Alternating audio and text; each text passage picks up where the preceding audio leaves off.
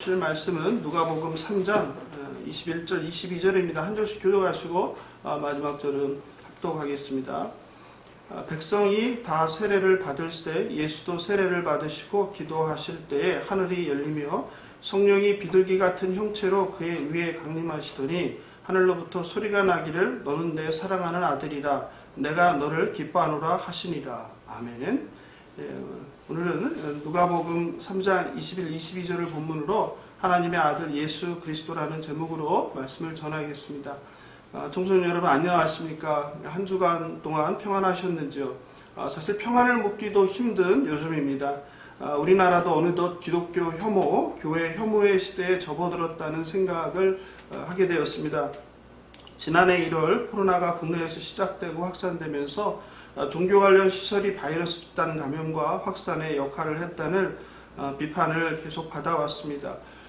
말이 종교 관련 시설이지 대부분이 교회와 또 선교단체 관련된 것이라고 해도 과언이 아닙니다. 코로나 바이러스가 소위 이단이라고 불리던 신천지와 같은 집단의 문제도 세상에 드러냈지만 이에 못지않게 우리가 다니고 있는 우리가 속한 교회의 일탈과 그리고 반지성, 반사회성 그리고 이기적인 행태에 부끄러운 속사를 폭로했다는 생각이 듭니다. 특히 이번 IM 선교에 관련 대전과 광주 TCS 국제학교의 집단 감염은 맹목적인 신앙과 잘못된 믿음 그리고 한국 사회와 부모들의 자녀에 대한 성공과 그 욕망까지 결합한 결과로 알려지며 충격을 주고 있습니다. 특별히 광주 국제학교 건물 외벽에 세상 사람들이 계란을 투척한 사건은 제가 개인적으로 봤을 때 굉장히 상징적인 사건이라고 생각합니다. 이제 기독교 그리고 교회에 불만이 있는 많은 불특정한 세상 사람들이 잘못과 상관없이 잘못 없는 교회와 그리고 아무런 상관없는 성도에게도 계란을 던지게 되겠구나라는 생각이 들었습니다. 이제는 정말 학교, 직장 그리고 모임에서도 내가 크리스찬이라는 거, 교회를 다닌다고 말하는 것이 용기가 필요한 시대에 접어들었구나 라는 생각을 하였습니다. 앞으로 기독교 혐오 시대를 살아가야 하는 청소년 여러분을 생각하니 마음이 아팠습니다.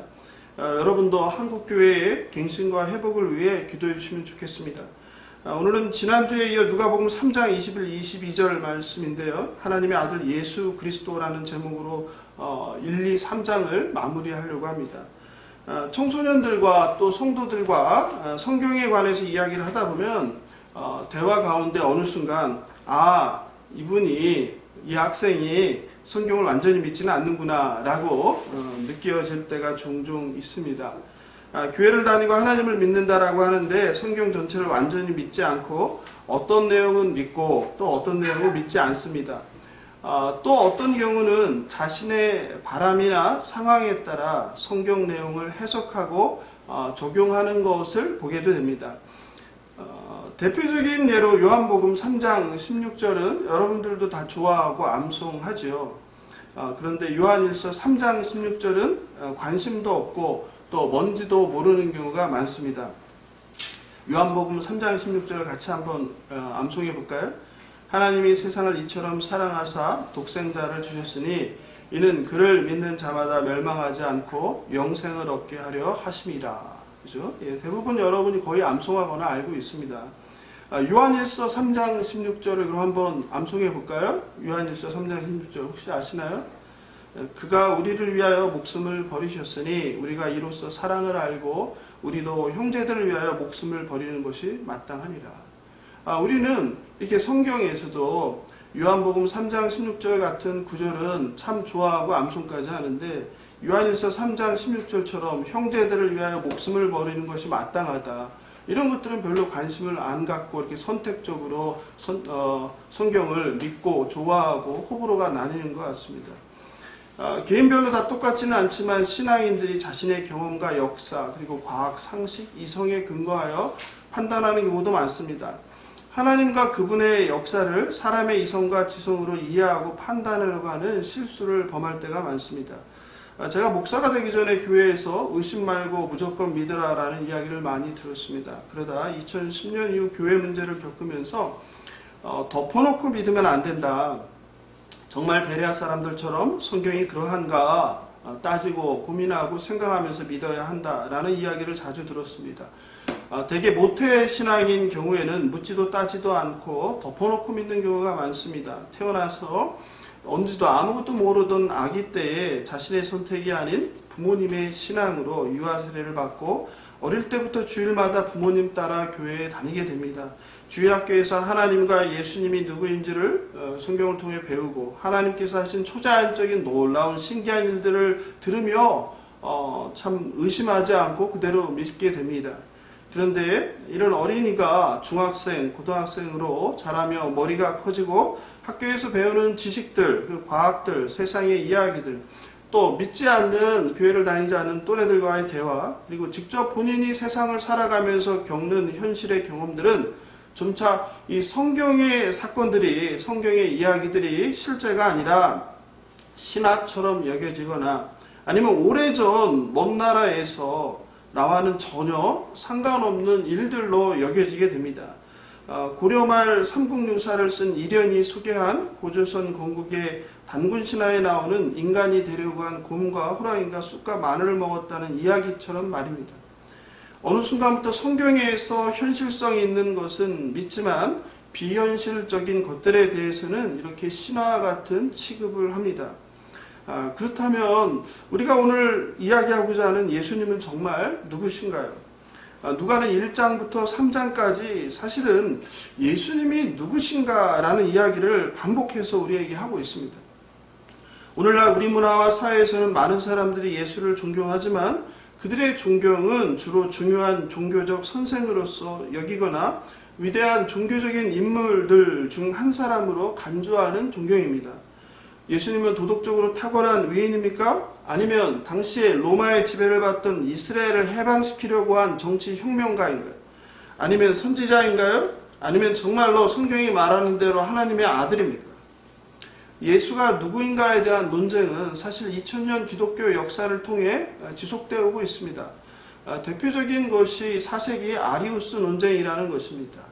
아리우스라는 사람은 당시 동로마 제국의 3대 도시 중 하나인 이집트 알렉산드리아라는 도시에 바우칼리스라는 교구를 담당하던 장로였습니다. 그는 그리스도가 다른 피조물보다는 선제, 먼저 있었지만 역시 하나님이 아니라 피조물에 불과하다. 그리스도가 인간 중에서 제1위로, 제1 번째로 취급받아야 마땅하지만 역시 예수는 인간이다 라고 주장을 했습니다. 이 아리우스는 성자 예수님을 하나님보다는 뭔가 좀 부족한, 열등한 그런 존재로 보았고 하나님만이 모든 존재의 궁극적인 원인이 되신다는 사실을 주장했습니다. 이런 주장에 대해 알렉산드리아의 아타나시우스는 신약 성경이 온 세상의 구원자로 증언하고 있는 예수 그리스도가 곧 하나님 자신일 수밖에 없다고 주장하였습니다. 예수 그리스도가 피조물들을 구원하실 수 있는 분이시라면 그는 피조물과는 다른 그 이상의 존재일 수밖에 없다고 주장했습니다. 이런 계속되는 논쟁에 대해서 AD 318년 알렉산더 감독은 감독회의를 소집하게 되었고 예수 그리스도가 지상에 오신 동일 본질 하나님이시라는 것을 인정할 것을 아리우스에게 권하였습니다. 그런데 실패하였습니다. 그리고 2년 후에 알렉산더는 다시 100명 이상이 모인 지방 종교회의를 소집한 자리에서 아리우스를 이단으로 정죄하고 파문하고 지방으로 추방하였지만 그 후로도 이 논쟁은 계속되었습니다. 이에 동로마 제국의 콘스탄티누스 황제는 325년 여러분도 들어보셨을 니케아 종교회의를 니케아라는 호수에 있는 자신의 여름 별장에서 개최합니다. 이 회의가 바로 세계 최초의 교회회의로 불리는 니케아 종교회의로 318명이 참석했습니다. 물론 겉으로 드러난 종교회의의 목표는 아리우스 논쟁을 종식하고 당시에 있었던 여러 교회의 문제들을 해결하기 위한 것이었지만 사실은 황제가 추구하는 정치와 종교의 통합을 통한 진정한 팍스 로마나의 구축을 위한 것이었습니다. 어쨌든 이 회의 결과 아리우스파는 이단으로 정제되었고 그 유명한 니케아 신앙 고백이 탄생합니다. 니케아 신앙 고백을 아마 들어본 분이 없을 텐데 개혁교회에서는 니케아 신조도 고백을 많이 하기도 합니다. 한번 제가 읽어드리겠습니다. 우리는 한 분 하나님, 전능하신 하나님, 보이는 것과 보이지 않는 모든 것을 만드신 이를 믿습니다. 또 한 분 예수 그리스도를 믿사오니 그는 성부에게서 나신 하나님, 빛에서 나신 빛, 참 하나님으로부터 나신 참 하나님이시고 지음을 받지 않으시고 성부와 하나의 본질에서 나음을 입으셨으니 그로 인해 만물 곧 하늘에 있는 것들과 땅에 있는 것들이 지음을 받았으며 우리 인간들을 위해 우리의 구원을 위해 강생하시어 육신이 되시고 인간이 되셔서 고난 받으셨다가 사흘 만에 다시 살아나셔서 하늘에 오르셨고 거기로부터 산자 죽은 자를 심판하러 오시리라. 또한 성령을 믿습니다. 그러나 그가 없었던 때가 있었고 그가 나기 전에는 없었다고 말하는 자들이나 그가 무로부터 만들어졌다고 말하는 자들이나 그가 다른 어떤 히포스타시스나 실체로 이루어졌다고 말하는 자들이나 하나님의 아들이 피조되었다가 가변적이라든가 변이 되었다고 말하는 자들에 대해서는 공교회요 사도적인 교회가 선포하노니 저주가 있을지어다. 이것이 그 유명한 니케아 신앙 고백입니다. 지금부터 1700년 전 유럽에서 종교 지도자들이 한자리에 모여서 많은 회의 끝에 내린 하나님과 예수 그리스도에 대한 내린 그 결론이 좀 색다르게 다가오지 않습니까? 특별히 저는 개인적으로 예수님이 하나님이라는 것을 부인하거나 바꾸려는 시도를 하는 자들에게 저주를 선포하는 것이 눈에 띕니다. 이후 451년 5월 마르키아누스 황제는 주교들을 수도 콘스탄티노플 인근에 있는 칼케돈으로 소집했는데요. 이 회의가 그 칼케돈 회의라고 또 유명한 회의입니다. 이 칼케돈 회의의 결과 예수 그리스도를 다음과 같이 정의합니다. 완전한 하나님인 동시에 완전한 인간. 이렇듯 기독교 역사는 끝없이 예수님의 신성을 부인하며 하나님과 다름을 주장하는 것들이 반복되었고 2000년 교회사는 그런 주장들에 대하여 예수 그리스도는 하나님의 아들이며 예수님은 하나님이시다라는 것을 거듭 확인하였습니다. 누가도 1장, 2장, 3장에 걸쳐서 바로 예수님이 하나님이 약속한 메시아 그리스도라는 것과 예수님은 하나님의 아들이시라는 것을 많은 목격자와 증인들을 동원하며 논증하고 있습니다. 그리고 이제 1, 2, 3장을 정리하면서 중요한 예수님의 세례 이야기를 하며 다른 어떤 사람이 아닌 이제 하나님께서 직접 예수가 누구인지를 말씀하시는 것을 통해서 예수가 하나님의 아들이라는 것을 증거하고 있습니다. 청소년 여러분에게 예수님은 누구십니까? 오늘 성경이 말하는 예수님이 누구인지 하나님의 음성으로 여러분이 함께 읽어보면 좋겠습니다. 누가복음 3장 22절을 함께 읽겠습니다. 성령이 비둘기 같은 형체로 그의 위에 강림하시더니 하늘로부터 소리가 나기를 너는 내 사랑하는 아들이라 내가 너를 기뻐하노라 하시니라. 아멘. 다른 누구의 증언도 아닌 하늘로부터 나는 소리가 예수가 누구인지를 말합니다. 하나님의 음성이라는 것을 우리는 짐작할 수 있습니다. 너는 내 사랑하는 아들이다. 그렇습니다. 예수님은 하나님의 아들이십니다. 그리고 예수님이 누구신지에 대해 예수님의 수제자인 베드로는 말합니다. 마태복음 16장 15절입니다. 이르시되 너희는 나를 누구라 하느냐라는 질문에 베드로가 16절에서 주는 그리스도시요 살아계신 하나님의 아들이시니이다. 예수 그리스도는 구원자이시며 살아계신 하나님의 아들, 살아계신 하나님의 아들이라. 아마 이보다 더 짧고 정확한 예수님에 대한 고백은 없을 듯합니다. 예수님은 구원자이십니다. 그리고 그분은 하나님의 아들입니다. 그런데 그 하나님은 살아계신 분입니다. 이것을 믿으시는 저와 여러분 되길 소망합니다. 예수님께서 그렇다면 세례를 받은 것은 무엇을 의미할까요? 왜냐하면 예수님은 죄가 없으신 분이잖아요. 그러므로 그분은 세례를 받을 필요가 없으신 분이죠. 요한이 외치는 세례는 무엇이었습니까? 우리가 지난주, 지지난주에 배웠는데 죄사함의 세례였죠. 그죠? 그러므로 세례를 받을 필요가 없으신 예수님께서는 요한의 세례를 받음으로 요한의 세례가 정당한 것이라는 것을 인정하고 사람들에게 확인시켜준 그런 의미를 갖는다고 우리는 생각할 수 있습니다. 두 번째로 하나님의 아들이신 예수님이 신발끈을 풀기도 감당하기 힘들다고 고백한 인간 요한에게 세례를 받는 그 모습은 예수님이 낮아지심, 그리고 하늘의 신이신 분이, 하나님이신 분이 인간의 몸으로, 낮고 천한 인간의 몸으로 왔다는 것도 낮아심인데, 그런 분이 인간 요한에게 세례를 받음으로 참된 낮아심과 겸손함을 보여주고 있습니다. 전혀 그럴 필요 없으신 분이 우리에게 본이 되어 친히 요한에게 세례를 받으신 것입니다. 그리고 예수님께서는 세례를 받으시고 기도하십니다. 그때 성령이 비둘기 같은 형체로 강림합니다. 라이트푸트 박사는 이것에 대해서 다음과 같이 말합니다. 성령이 형체로 임함으로써 성령은 단순히 보이지 않는 영, 에너지, 기운이 아닌 마찬가지로 예수 그리스도와 똑같은 인격적인 실체라는 것을 증명한다. 그렇죠? 그리고 이제 성경을 보니 하나님의 음성이 들립니다. 예수님의 이 세례 장면은 굉장히 성경에서 중요한 장면인데요. 성부 하나님, 성자 예수님, 그리고 성령 하나님, 삼위일체 하나님이 하나로 함께하는 아주 거룩하고 놀라운 장면입니다. 그리고 그 성부, 성자, 성령의 그 역사가 바로 그 예수님의 기도 가운데 일어난다는 것입니다. 현대는 기도가 사라진 시대라고 말합니다. 한국교회는 새벽기도, 철야기도, 산기도, 금식기도 등 기도로 성장하고 세워졌다고 해도 과언이 아닙니다. 안타깝게도 그 많던 기도원들은 문을 닫거나 경매로 사라지고 있습니다. 물론 코로나로 이젠 기도 모임도 우리가 하고 싶은 대로 하고 싶어도 할 수 없지만 코로나 이전에도 이미 새벽기도, 철야기도, 금식기도 등의 기도 모임이 쇠퇴하고 있었습니다. 그런데 오히려 기도가 필요 없을 것 같은 하나님의 아들이신 예수님은 늘 기도하는 모습을 성경을 통해 우리에게 보여줍니다.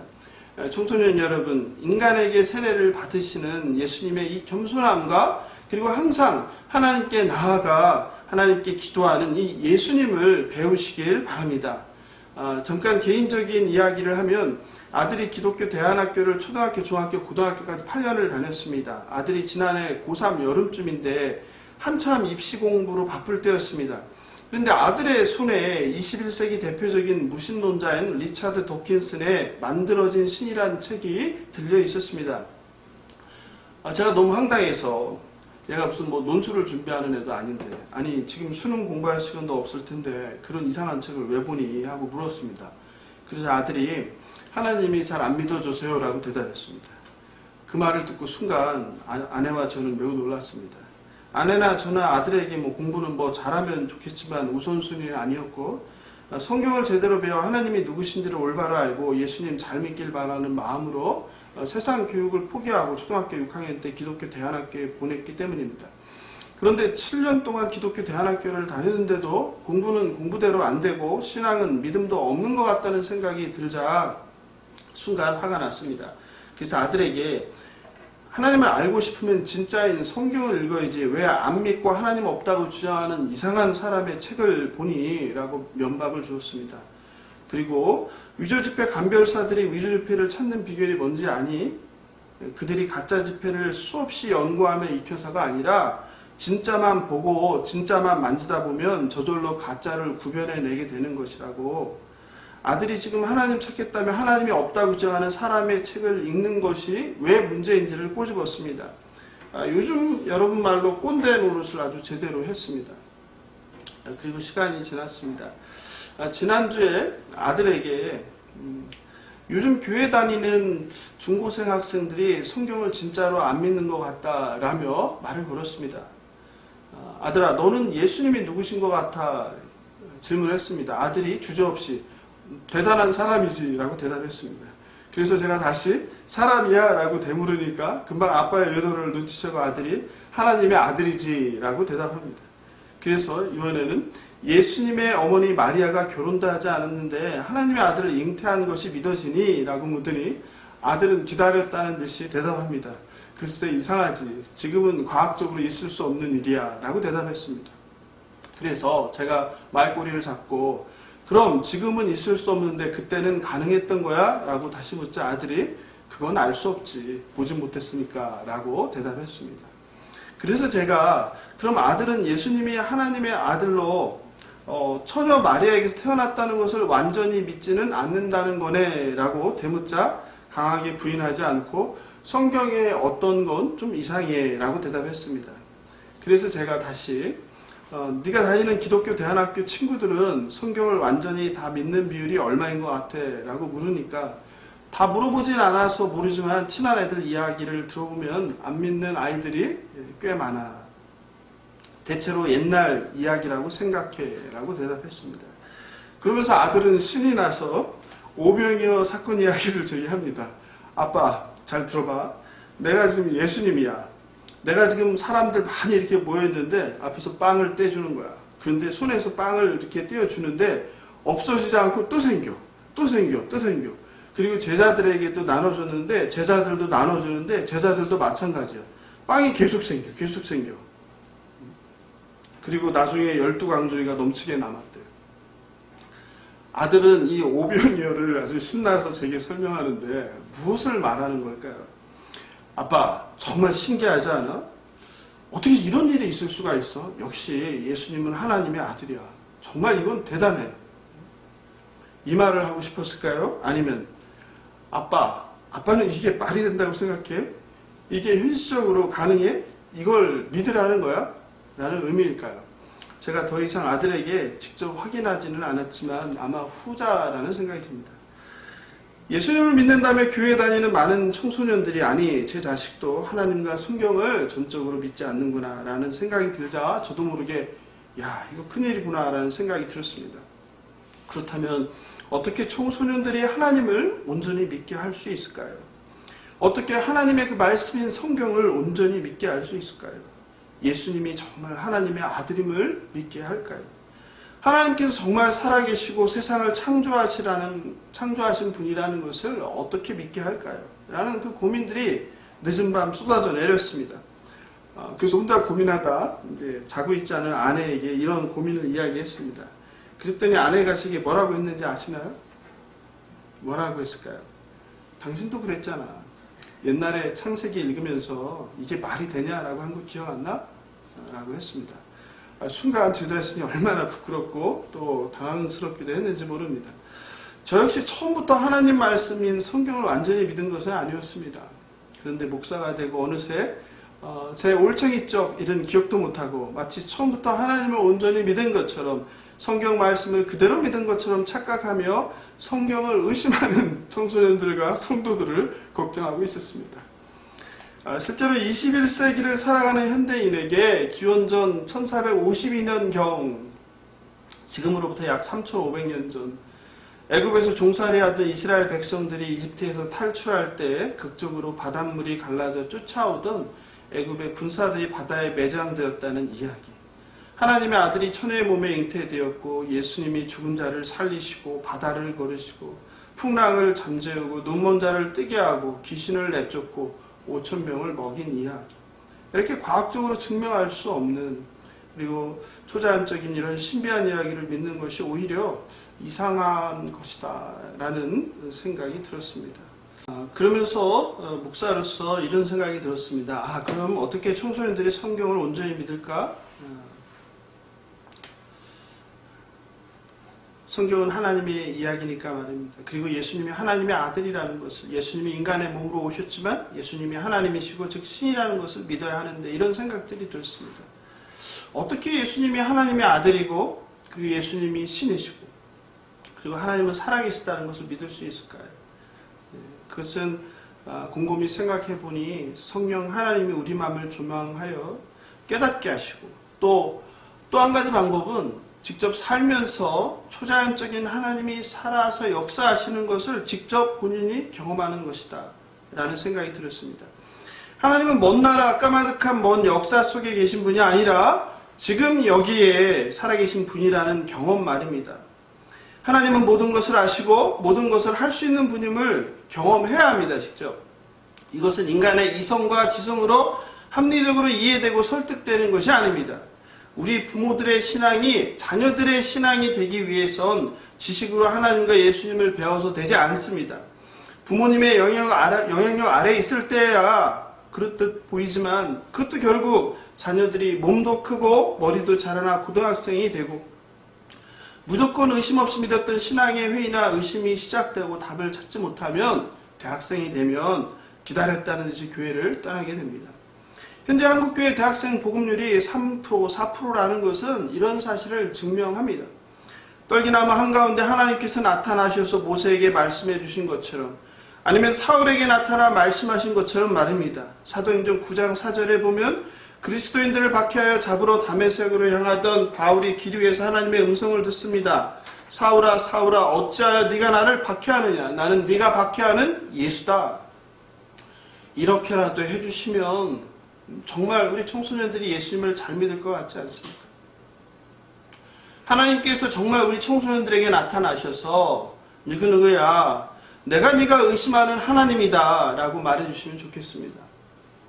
그런데 청소년 여러분, 이런 신비한 사건이 모세나 사울에게만 일어났던 것은 아닙니다. 제가 아는 한 청년과 목사도 여러 명이 이런 경험을 했습니다. 이 청년은 불신자였는데 몇 해 전 교회를 다니게 되었고, 교회에 나온 지 얼마 안 되었을 때 잠결에 큰 소리를 듣고 깨어났다고 합니다. 그리고 밝은 빛이 나타나서 누구신지요? 라고 물었더니, 그러자 그 빛이 이렇게 큰 소리를 말했답니다. 딸아, 내가 너를 사랑한다. 당시에 청년은 혼자서 감당하기 힘든 외롭고 고단한 인생을 살았는데, 이런 놀라운 경험을 한 후에 큰 힘과 위로를 받았고 아무것도 모르고 교회를 다니기 시작했는데 하나님이 살아계신 것에 대한 확신을 갖게 되었다고 합니다. 한편으로 풍요로운 자본주의 사회를 살고 있는 여러분을 생각하면 걱정이 됩니다.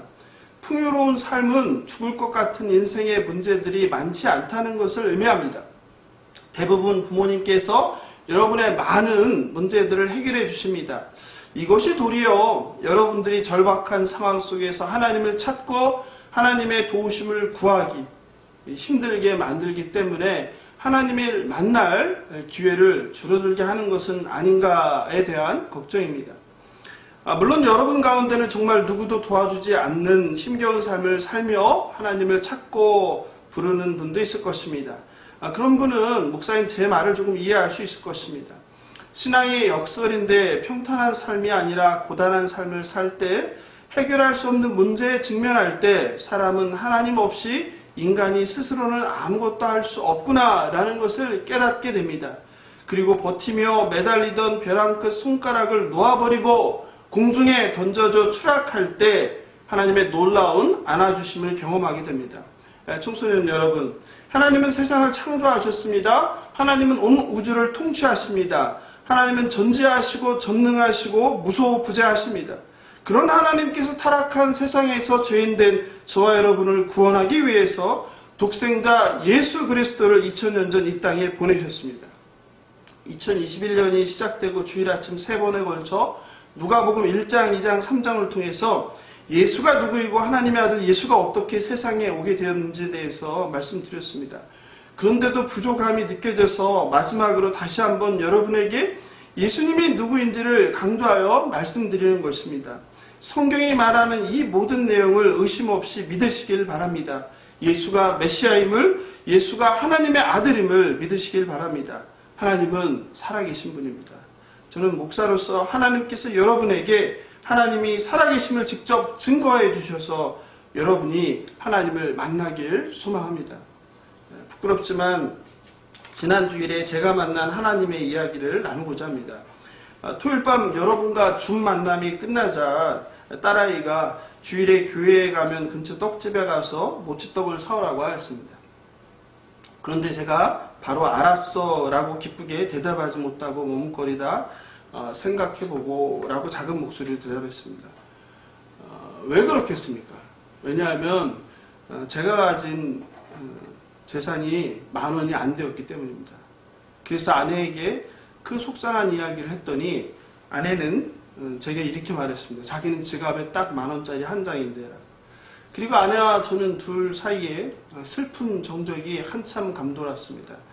다음날 주일 아침 교회를 향해 집을 나서며 아내에게 간다고 인사하려고 방문을 열었는데 아내가 방 안에서 혼자 울고 있었습니다.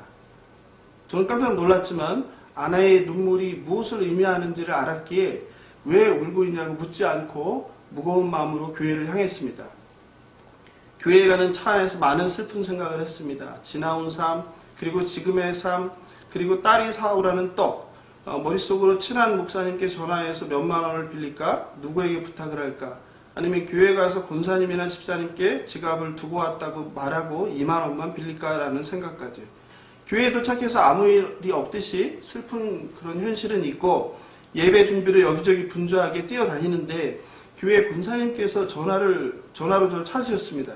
근데 권사님은 만나자마자 갑자기 제게 딸 뭐 사주라며 흰 봉투를 주셨습니다. 사양도 못하고 받으면서 그 순간 제가 마음이 어떻겠습니까? 하나님 하는 감사의 눈물이 나왔습니다. 주일 예배를 드리는 시간 내내 눈물을 흘렸습니다. 하나님 감사합니다. 하나님 감사합니다. 저 같은 놈을 아들 삼아주시고 또 목사로 불러주시고 이렇게 늘 밥은 먹고 다니는지 살펴주시고 딸아이 떡 사오라는 부탁에 대답도 못하니 못난 아빠를 알고 어찌 이렇게 은혜를 베풀어 주십니까? 그것도 지체 없이 그것도 모르고 늘 하나님을 불평한 제가 부끄럽습니다. 하나님 감사합니다. 청소년 여러분 어떻습니까? 여러분 어떻게 생각하세요? 일요일 아침 짧은 시간에 제게 일어난 이 사건이 여러분은 우연이라고 생각하십니까? 아니면 그런즉 너희는 먼저 그의 나라와 그의 일을 구하라. 그리하면 이 모든 것을 너희에게 더하시리라는 이 말씀대로 자식을 불쌍히 여기시고 자비를 베풀어 주신 하나님의 놀라운 역사였다고 생각하십니까? 당연히 저는 후자입니다. 이렇게 하나님은 살아계십니다. 하나님은 지금도 이곳에 우리와 함께 계십니다. 하나님은 자녀인 저와 여러분을 불쌍히 여기십니다. 그래서 죄인된 저와 여러분을 구원하기 위하여 2000년 전 이 땅에 하나뿐인 아들 예수를 인간의 몸으로 보내주신 것입니다. 이 모든 것을 여러분이 믿으시기 바랍니다. 성경 66권 구석구석 다 몰라도 됩니다. 익숙하지 않은 지명, 익숙하지 않은 사람 이름 이런 거 다 외우지 못해도 알지 못해도 괜찮습니다. 그러나 오늘 제가 여러분께 드리는 이 누가복음 3장 22절 본문 말씀 하나라도 꼭 붙드시고 믿기 바랍니다.